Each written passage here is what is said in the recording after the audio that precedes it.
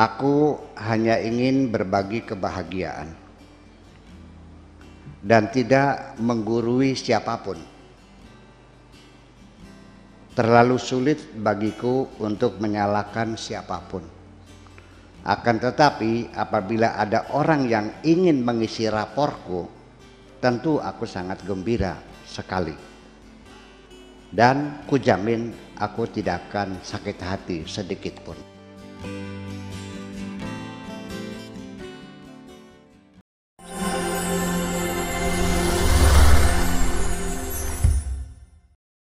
Ada 3 penanya yang juga nanti bisa dijawab oleh Buya Sakur dan juga Pak Alwi Shihab. Ini ada pertanyaan yang pertama menarik, Pak Alwi, Pak Buya.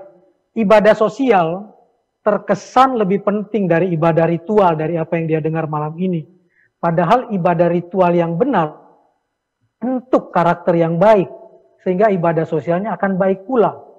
Sehingga ibadah ritual akan menjadi tools, alat untuk menjadikan ibadah sosial yang lebih sempurna. Mohon tanggapan terhadap hal ini. Itu yang pertama. Yang kedua, bagaimana kedudukan dan pandangan mengenai orang yang ibadah ritualnya tidak diiringi dengan ibadah sosial. Dan satu lagi, ini yang juga saya dapatkan di sini, satu hal yang mengganjal di hati saya ini dari Ibu Anita, siapa yang paling bertanggung jawab terhadap anak yatim? Apakah ibunya, keluarga ayah dari anak yatim tersebut, atau ada yang lain? Silakan, saya mulai dari Pak Alwi Shihab. Enggak, biar Pak Syukur dulu lah. Baik. Jangan dulu, Ustaz. Baik, Buya Sakur, soal ibadah ritual dan ibadah sosial. Ya, artinya begini, kita kembali merefresh kepada hadis Nabi. Atau kama qala Rasulullah sallallahu alaihi wasallam, "Walladzi nafsi biyadihi la ta'muruna bil ma'ruf wa la tanhauna 'anil munkari aw la yushikanna Allahu an yab'atsa 'alaikum iqaban tsumma tad'unahu fala yustajabu lahu." Demi yang diriku ada di tangannya, hendaklah engkau beramar ma'ruf dan bernahi mungkar. Ini yang jadi persoalan, bagaimana menerjemahkan amar ma'ruf nahi mungkar. Dikiranya kita bawa pentungan ngobar-ngabrik ke rumah pelacuran. Nah itu nahi mungkar, kita bawa korek, bawa bensin, membakar rumah orang tempat perjudian. Itu nahi mungkar. Padahal nahi mungkar bagi saya itu adalah supremasi hukum. Kita berjuang untuk menegakkan supremasi hukum. Dan amar ma'ruf itu adalah bukan menyuruh orang berbuat baik, berbuat kemana, tapi menegakkan keadilan sosial.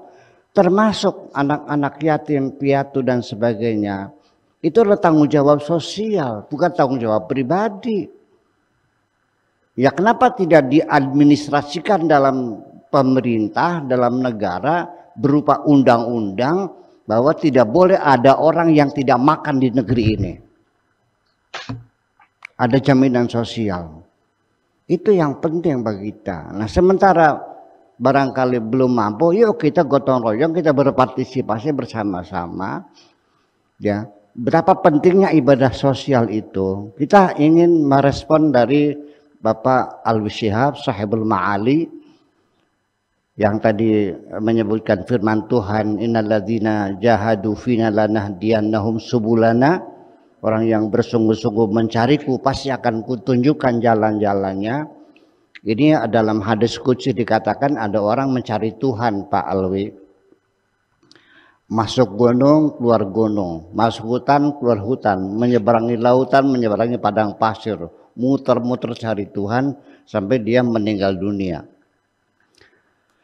Setelah meninggal dunia, dia ditegur oleh Tuhan.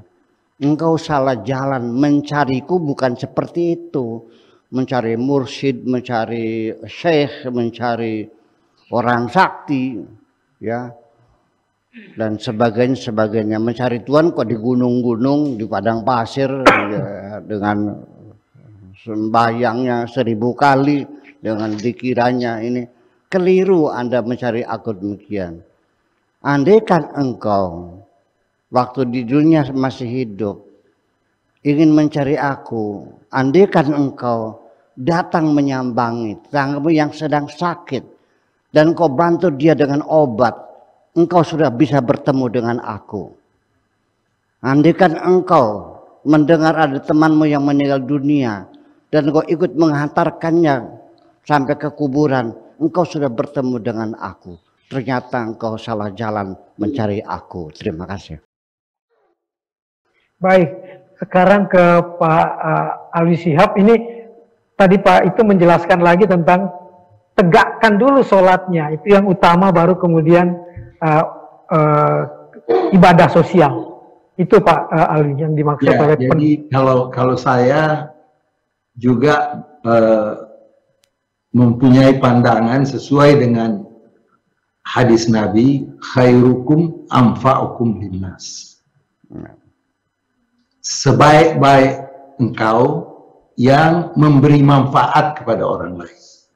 Dari itu dalam tasawuf, orang yang bersyukur itu lebih mulia daripada orang yang bersabar. Orang yang bersabar manfaatnya kepada orang lain terbatas. Manfaat bagi dirinya, dia bersabar atas musibah, atas cobaan dan sebagainya. Tapi orang yang bersyukur, yang betul-betul bersyukur, itu yang memberi manfaat kepada orang lain karena dia memberi santunan. Dengan santunan itu adalah bagian dari manifestasi dia untuk bersyukur kepada Allah Subhanahu wa Ta'ala. Jadi itu satu. Yang kedua, kita bisa membaca Al-Quran. Jadi manusia ini setelah meninggal dan fabasaru kal yauma hadid, pada waktu itu penglihatanmu itu sangat jelas apa sebenarnya hal-hal yang tadinya kita tidak tahu di dunia. Pada waktu itulah orang-orang menunjukkan penyesalannya di hadapan Allah Subhanahu wa Ta'ala, dan itu direkam di dalam Al-Quran. Rabbi laula akhartani ila ajalin qarib. Ya Allah, bolehkah aku ini dikembalikan sedikit saja? Untuk apa dikembalikan ke dunia? Apa untuk saya perbanyak salat? Saya tambah lagi haji saya? Tidak. Tetapi untuk memberikan manfaat kepada orang lain. Fa'as-saddaq. Artinya nilai sedekah, nilai manfaat bagi orang lain itu jauh daripada ritual-ritual. Karena ritual itu manfaatnya bagi dirinya, tapi sedekah manfaat kepada orang lain. Jadi kembali lagi bahwa tentu saja kita tidak meremehkan ritual, tetapi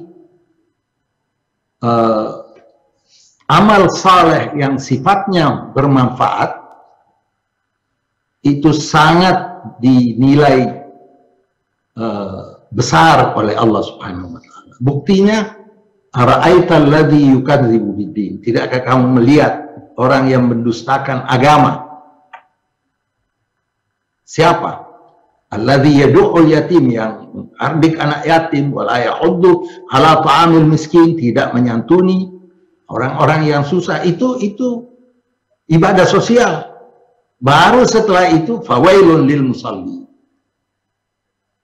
Itu pernah ada argumentasi antara dua syekh di Mesir. Apa ibadah yang paling mulia di mata Allah? Yang satu bilang salat, yang satu bilang menyantuni yatim dan berbuat baik pada sesama. Alasannya bahwa yang pertama disebut adalah orang yang menyantuni, artinya dosa yang besar itu orang meninggalkan salat atau tidak memberi manfaat atau tidak menyantuni anak yatim. Yang tidak menyantuni anak yatim yang dianggap dosa besar dan mendustakan agama. Dia muslim tetapi sebenarnya semangat ajaran Islam itu tidak tercermin dalam kelakuannya.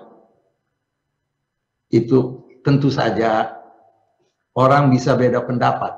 Nah, disinilah kita perlu menghormati pendapat orang lain.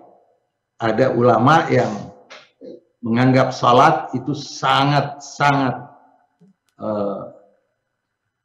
ibaduddin, tidak ada yang ingkar. Sehingga Ibn Taimiyah mengatakan orang yang tidak salat dan dia diajak bertobat dan tidak mau, maka boleh dibunuh. Sampai ke situ. Walaupun itu jauh dari pemahaman yang sangat sempit dari saya, bahwa kata bunuh-membunuh ini lebih bagus dijauhkan dari kosakata kita, apalagi bagi mereka yang berdosa. Kita selalu kedepankan innallaha ghafurun rahim. Innallaha la